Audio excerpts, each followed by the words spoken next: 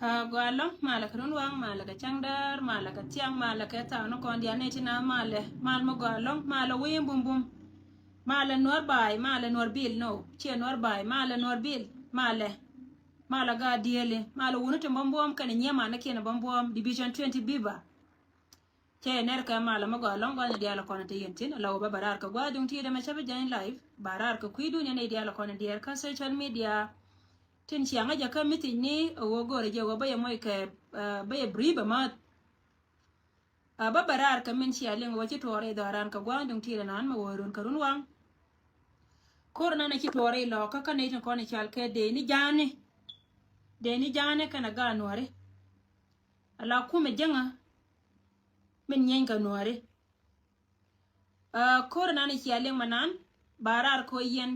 chiate ka ne tin wana kana tama te kama goro go balariye kala la da jeni chiam meto kontine jena kor che chia ka nang nyal chang mela jika ka irar ka tiang ka bi ko choba ka kunun wam ba ngai ni je go jeni nyama chala ye ka tiang bi chia ma na ngai ni je tin ko na cha kam go en go nya dien min che wo che choba ka mana na ka jeni che te ka ye today che jen ta de ala kor amela gor go jen bata ka tai yene tin kon la chwa pe yen bia chu gui dong chu good a yelu kana men kan na je wo jana nga ja krodun kele wo meta kon tin kor makana pen golde je go wora natin an barar ka kuidun ka woji wo je go kor na cha tera wale a kor midid kor cha tera wale gad kon a kor midid ala won ta me che bagrar ko joni ye result janen joni ye kor ja tin mo da ko continue kon we na ko continue ka je modela wajen tele ku kel ma chiro don kwertin ala go to kon cha rodien bo ko kon chebe barar ka balar wo chiro bo gwa me na ko dong de to yo dong de ne kon yo ko bo ken lakin man balar ye go kor jatin anian kor na na to ka na ma waru na kurun na ka ta ba kel ka ya ka afrika ma ni ta ma ro to da na jatin go ni ka dia to kon la tong dia la kon che ben ka ke min balar kon wo kon dia to na lim result mi chalo go ban lim ni je ja che pentina ngai ne je go gad kon ka kor atana kon pala kalliam na ka wajen man no gwana na wodu ni na mala ke kana wa totin mun no wajen ma wa pen golde ba kon yoda ka ken kirai ka gwadum ti di ni na me ba kula barar ko ngai ka je ba wo yen der yen kirai ka rai mi dum ti da non ka rai cha lar nga ken cha jona nga wo kono kor jona ka ne dian kon chal ken ne kon go kor ja tin ka ro na ka chon tela ma balar ye ka tin dialo kon tore ko la rizolo kor hie balar ye waja pe wona na lakin kor jatin ka gwanyen kor tin ta ma ka gol daro ajena ko ba west nga ye na me cha na ne ko ni chen edan ajena chi ga lunja utin ka dub daro monu won ta ma ka ne ko ni chal ka ja ko be ka kana ko na to kor ta ma ka jenu kidame ka ne ko ni ka ne dialo kon ta ka wat ka ne dialo kon cha ron ma te to de ta ka ngada ka kan ni ga na cho an chiga churo ka kan dub daro dial kan garat kon dum daro dial per kan ne chi ka meta ka lelen ta ma per kan ne wan dial kon tigatin tele me chene chwan jo kan dial kan ne kan dial ke mun go gwa ba to tin yo be ka barar ka ba kon bala mala tode barar ko be e brief ko kor jatin wona ko re pala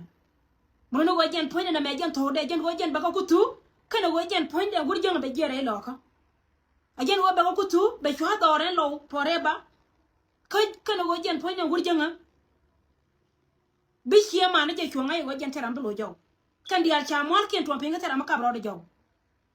ajawa na la re yena mo go kor ja tin mo da kama we ka wanyam wani dial ko na tetin para na kan dial kel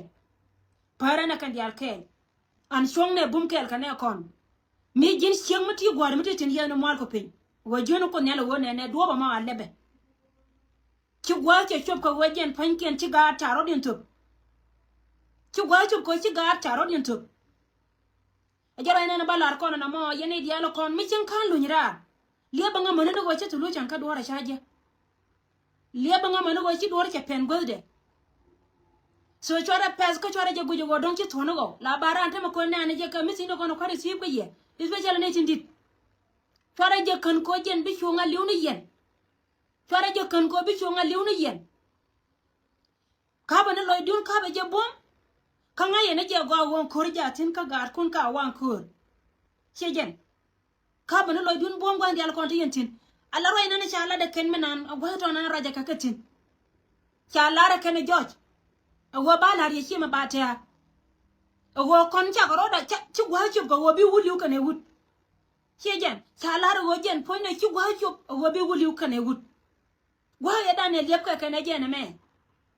gwa ya da ne liep ka ken chepentin an min chepentin gana to dan tin manu go ken chi ka ben ka kon manu go chi ka ben ka kon ba kon abde de ken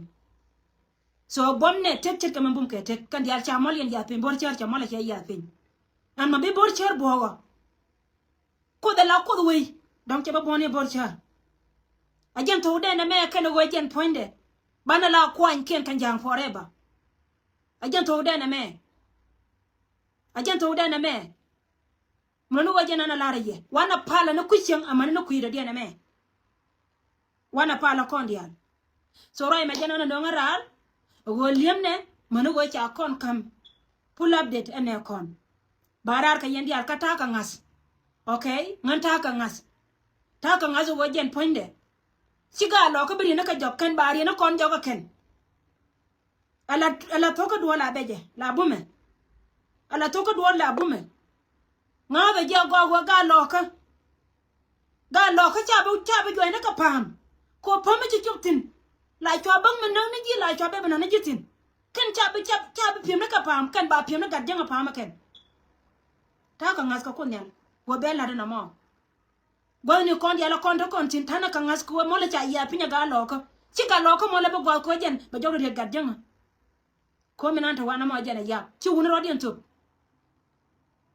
ci woni cha rodien to so jaro me be ka ngara division 20 b ba bom ne tet ga kon bum ke tet ta telephone ken ta nyoka gani kan ka changa jo kan wo lodor ka social media tanga yodo ka kan ka gwami dum ti changa jo lodor ka social media jo ka wo chara dia changa ne barari mola be wuki no bar be nan ko jen kan ida ko ni ci bare do ran wan kai an be ka barar ka mila to ka do ci ka barar la go kan pan ken be ka barar ka min nyop no ajena lare yero ay monsieur ka wono en wo jen gwana ba petin baro ko gara chunga yodo ka telephone ka wiye chunga yodo ka telephone ka wiye tela ma parke ka ci gor karami nyon buray ka ngare nyona ci gor chube ka ngala wo buray nyona mu buray nyona bi garar bi balo chura nyona munan wo yene mo le pin che ka me cha mo le che ya pin gan mi ci da ka chawdu che jen e che ye da ka ko ku shwade ka che ye da ka ko ku ga da me cha chot ga dia la ko ta wan ko ta me kwana ka klem ta da gwan jeng na me cha le che ita ni cha le wur jenga kam na karate da gorna na ka kapal tele me cha le wiye liya wura dini jana wo jen poinde be munde ba dotin munan wo ken pankien ka kor ka kui monden ko ba gar ken ba ka kamara ka matagatin kan dial par kane ci ga yeka dare uti tin tame matara ito dane telo gware din machiro do jo wone ne an kan ngalda ka je ci ko ro ko ta kon be ja ko ba kon bi bitene kon ne ci bu wona kon ne ken bu wona kan ne an bi sa ba pentin thank you so much guys kon mara ta ken ka ye balu ira mo wa kon ne ka kan pull up de balu ira kama wa kana la gotel mbaga kona wala chang ba kona ngina ndio chudier ka chunga yo telephone